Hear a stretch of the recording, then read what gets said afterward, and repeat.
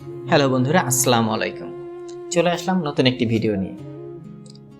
আজকের ভিডিওটি আশা করি আপনার ভালো লাগবে। মেয়েরা ঘরে বসে মোবাইল দিয়ে কিভাবে রান্নার ভিডিও করে আয় করতে পারে তাই আজকে আপনাদেরকে জানাবো।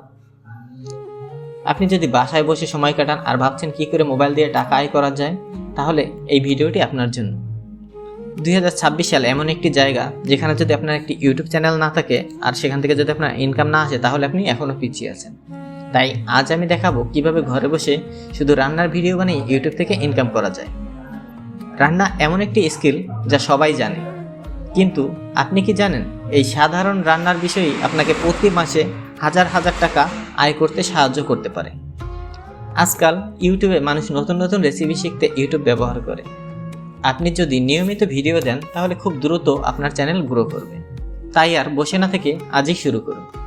শুরু করার জন্য আপনার কি দরকার? একটি স্মার্টফোন, ভালো আলো এবং পরিষ্কার রান্নাঘর। যদি আপনার রিং লাইট না থাকে তাহলে অবশ্যই প্রাকৃতিক আলোতে কাজটি করতে পারেন। এগুলো থাকলে আপনি শুরু করতে পারবেন। কোনো বড় খরচ বা বড় ক্যামেরাম্যানের দরকার নেই।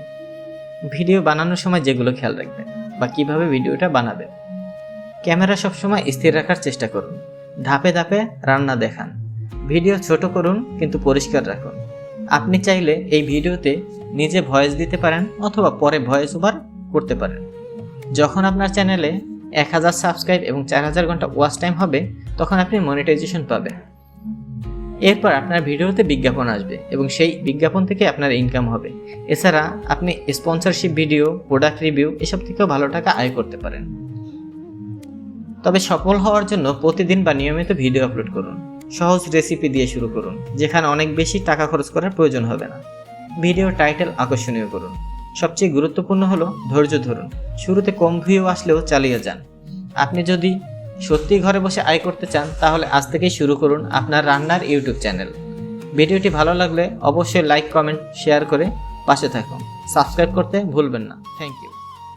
আরও কী ধরনের ভিডিও আপনারা আমার এই চ্যানেলে দেখতে চান এবং কী ধরনের টিপস দরকার অবশ্যই কমেন্ট করে জানাবেন।